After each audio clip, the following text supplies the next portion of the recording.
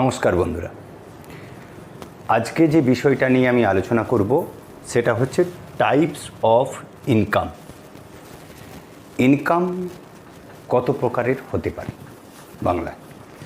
মোটামুটিভাবে প্রথমে একটা কথা বলে দিই এই প্রসঙ্গে আসবার আগে। আমি যে ভিডিওগুলো এখন তৈরি করছি সেই ভিডিওগুলো আপনারা দেখে কিছু কিছু সময় আপনারা ভাবতে পারবেন যে আমি হয়তো ইনকাম ট্যাক্সের রিটার্নটা জমা করে দিতে পারবো বা ইনকাম ট্যাক্সের সমস্ত কিছু আমি বুঝে গেলাম। আমি সবসময় রেকমেন্ড করব যে আপনারা এটা টোটালি এডুকেশনাল পারপাস, কারণ এখানে ইনকামের আমি যে পদ্ধতিটা বলছি বা বলে দিচ্ছি সেটাতে আপনাদেরকে কিছুটা ধারণা দেওয়ার জন্য। তার মানে এই নয় যে আপনি ওখানে টোটাল ভালোভাবে ইনকাম ট্যাক্সের রিটার্ন জমা করে দিতে পারবেন বা সব কিছু কমপ্লিট করে নিতে পারবেন, এটা কিন্তু কখনোই ভেবে নেবেন না।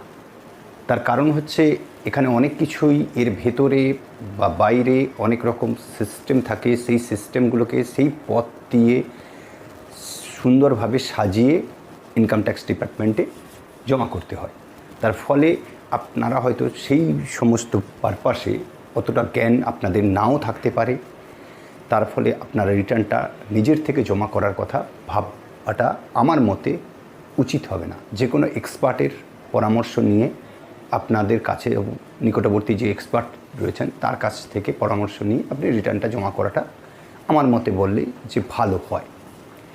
তো সেই রকমই আবার ভিডিও শুরুর পূর্বে আপনাদেরকে আমি আবার বলছি যে আপনারা যদি আমার কাছে নতুন কেউ সাবস্ক্রাইবার এসে থাকেন তাহলে আশা করব আপনি সাবস্ক্রাইব বাটনটা টিপবেন, টিপে বেল আইকনটা টিপে দেবেন। তাতে কি হচ্ছে, আমাদের যে সমস্ত ভিডিওগুলো হবে সেগুলো আপনার কাছে সবার আগে পৌঁছে যাবে। এর জন্য কোনো আপনাকে সাবস্ক্রিপশন ফি বা ওই কোনো কিছু দিতে হবে না। এটা সম্পূর্ণ রকম ফ্রিতেই সার্ভিসটা আমরা দিচ্ছি। তো সেই বেসিসে আমি এখন বলতে চাইছি যে আর আপনারা, যেটা আগেও বলেছি এখনও বলছি, যে প্লিজ লাইক বা ডিসলাইক দুটোর মধ্যে যে কোনো একটা করবেন, কমেন্ট করুন। যদি কোনো কিছু ভুল হয়ে থাকে, আমরাও মানুষ, ভুল হওয়ার সম্ভাবনা থাকে, কাজ করলে ভুল হয়, তো সেইটা করার চেষ্টা করছি মাত্র, এই হিসেবে ধরে নেবেন। আর সেটা কমেন্টস করবেন যাতে আমি শুধরে নিতে পারি আমার এই ভুলটা। এবং আপনারা আশা করব যে আমাকে আপনাদের সহযোগিতার হাত বাড়িয়ে দেবেন। আগেও যেমন বাড়িয়ে দিয়েছেন কাজের মাধ্যম দিয়ে, সেরকম সহযোগিতার হাত বাড়িয়ে দেবেন যাতে আমি পরবর্তী সময় মোটিভেটেড হয়ে আমি টোটাল ডিটেলসটা কমপ্লিট করতে পারি। তার সাথে সাথে আরও বলছি যে ভিডিওটা পুরো ভালোভাবে দেখবেন, টেনে টেনে দেখবেন না। পুরোটা না দেখলে আপনি বুঝতে পারবেন না যে আমি কি বলতে চাইছি এবং কিভাবে পে করছি।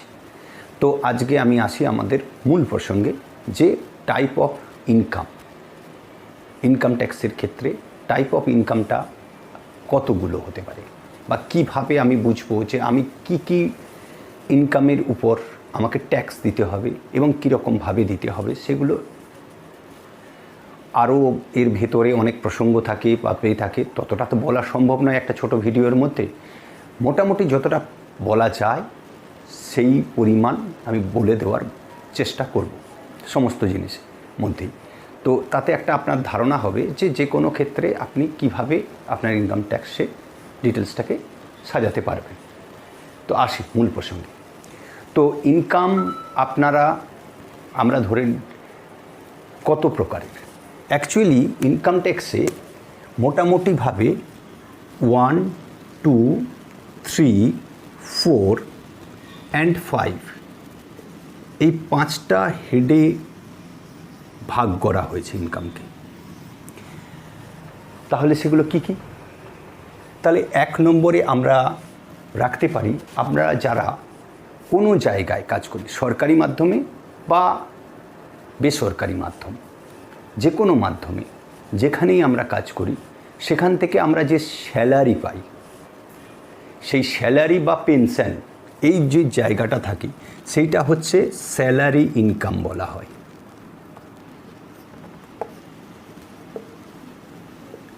ইনকাম বলা হচ্ছে।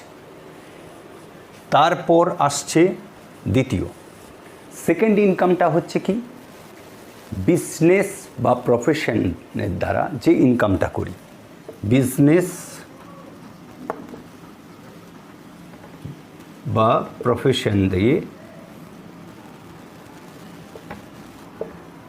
দিয়ে যে ইনকামটা আমরা করি সেটাকে বিজনেস বা প্রফেশন ইনকাম বলে। তাহলে মোটামুটিভাবে আমি 5 ইনকামের কথা বললাম। তার মধ্যে থেকে কি আছে, একটা হচ্ছে স্যালারি ইনকাম, একটা হচ্ছে বিজনেস প্রফেশন ইনকাম, দুটো ইনকামের কথা বললাম। তাহলে থার্ড ইনকামটা কি? থার্ড ইনকামটা হচ্ছে একটু অন্য টাইপের। যেমন ধরুন আমরা কিছু অ্যাসেট, আমাদের অ্যাসেটকে বিক্রি করলাম, সেই অ্যাসেট বিক্রির মাধ্যমে যে ইনকামটা আমাদের হয় সেই ইনকামটাকে বলা হচ্ছে ক্যাপিটাল গেইন ইনকাম।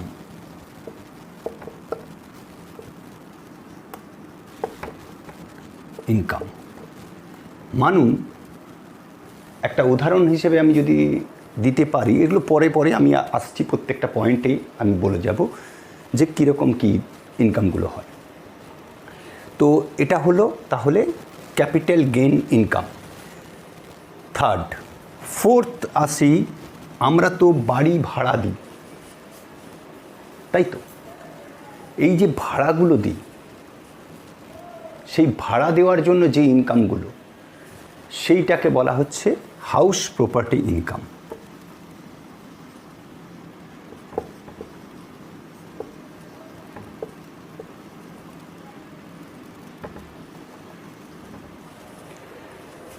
তাহলে কি হলো, বাড়ির যে ভাড়া দিচ্ছি আমরা, সেই ভাড়া দেওয়ার জন্য যে ইনকামটা আমরা করছি সেটাকে আমরা কি বলবো, হাউস প্রপার্টি ইনকাম। আর ফিফথ যে ইনকামটা রয়েছে সেটা হচ্ছে আদার সোর্স অফ ইনকাম।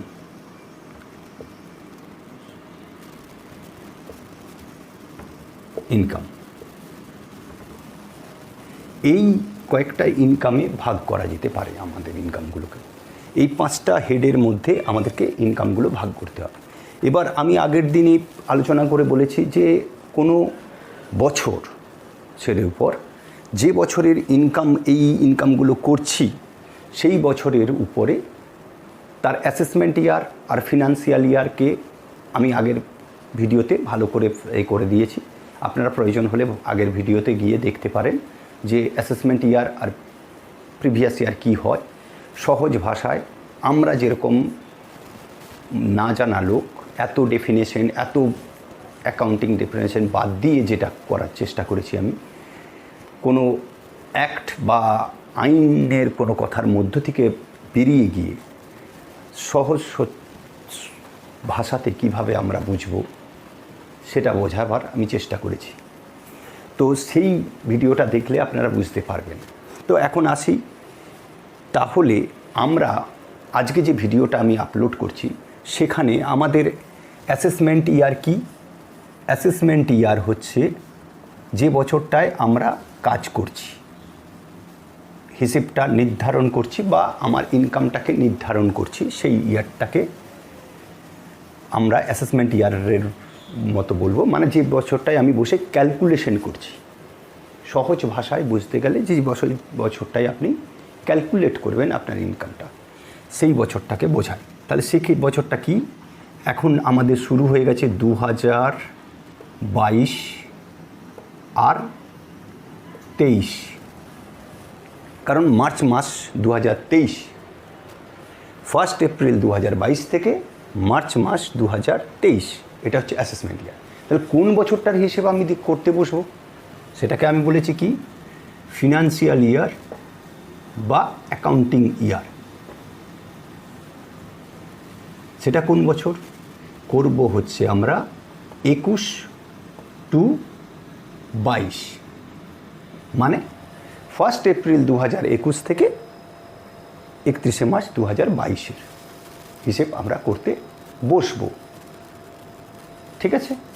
তাহলে এখন যে জায়গাটাতে দাঁড়াচ্ছে যে আমরা এই যে ইনকামগুলোর হেড বললাম, সেই হেডগুলো আমরা কোন বছরের হিসেব আমাদের এক্সপার্টের কাছে দেব, 21 আর 22-এর হিসেবটা দেব বর্তমান সিচুয়েশন, যেদিন আমি এখন যে আপলোড করছি ভিডিওটা সেইটার জন্য, সেই টাইমটা।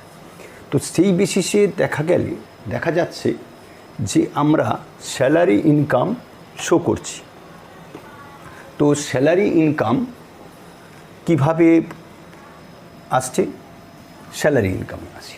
তো স্যালারি ইনকাম 1 এপ্রিল 2021 থেকে 31 মার্চ 2022 মধ্যে আমি যে কোম্পানিতে কাজ করেছি, যে টাইম পিরিয়ড, এই যে পুরো পিরিয়ডটা আছে, এই পিরিয়ডের মধ্যে ধরুন 3 মাস এই কোম্পানিতে কাজ করেছি বা এই কোম্পানিতে করেছি, যারা হচ্ছে বেসরকারি মাধ্যমে আছেন কাজ করেছি, তাহলে তাদের সবগুলোর সম্মিলিত মানে দুটো কোম্পানির টোটাল যে আয়টা স্যালারি পেয়েছি, সেই আয়টা এই স্যালারি ইনকামে আসবে। এবং তার সাথে সাথে একটা জিনিস আপনারা মাথায় রাখবেন, সেখানে গভর্নমেন্ট আমাদেরকে একটা সুযোগ দিয়েছে, কিছু ডিডাকশন দিয়েছেন। স্ট্রেট ওয়েতে আমরা কিছু ডিডাকশন পেয়ে যাব।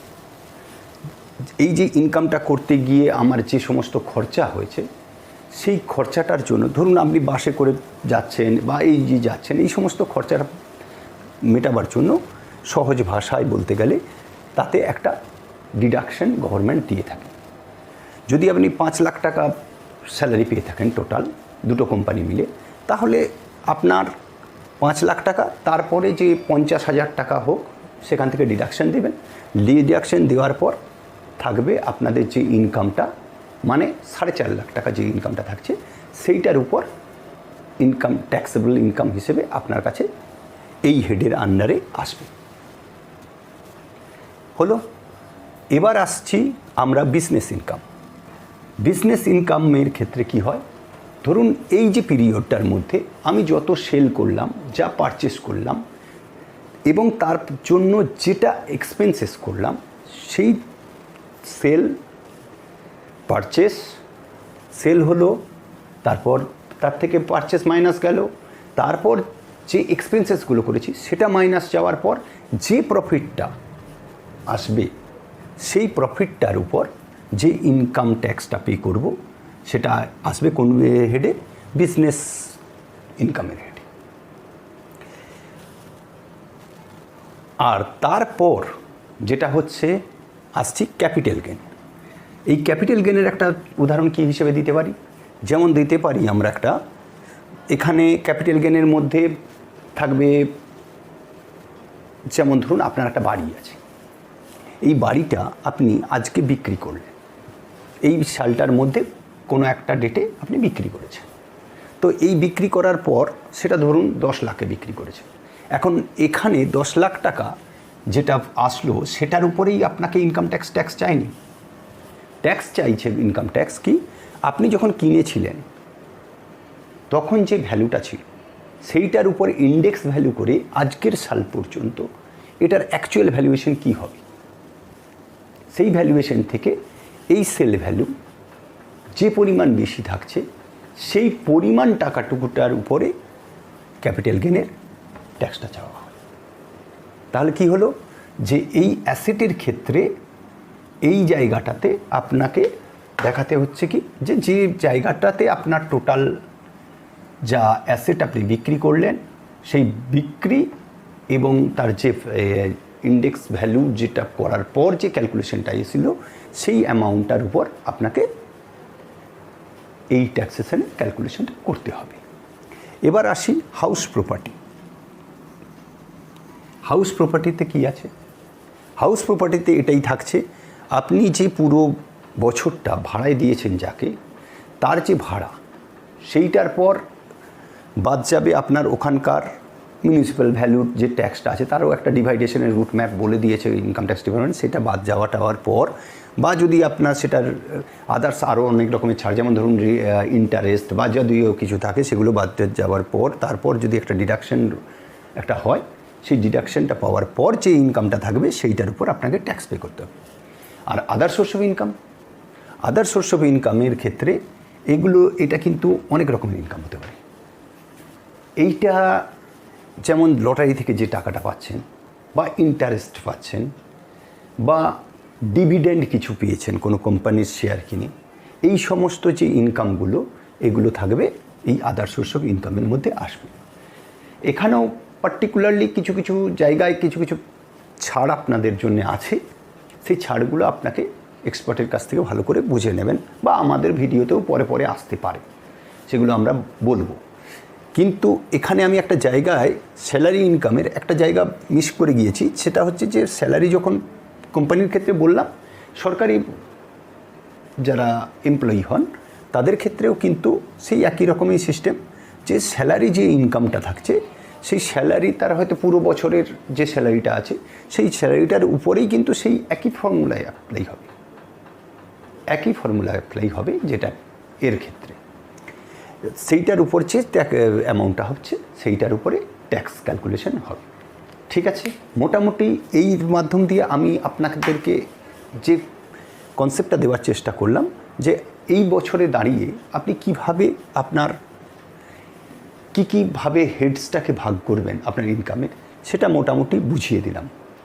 আশা করব আপনারা বুঝতে পেরেছেন আজকে, যে ক্লিয়ার হয়েছে আপনাদের কিভাবে ইনকাম ট্যাক্সের ক্যালকুলেশনগুলো হয়। এই রকমভাবে আপনাকে দেখে নিতে হবে যে আমার কোন কোন হেডে ইনকাম আছে, সেই অনুযায়ী হেডের পেপারস আপনি সেই টাইম পিরিয়ডে সাজিয়ে রাখবেন, দিয়ে আপনার এক্সপার্টকে দিন যাতে ক্যালকুলেশন করতে তার অনেক সুবিধে হবে। নমস্কার।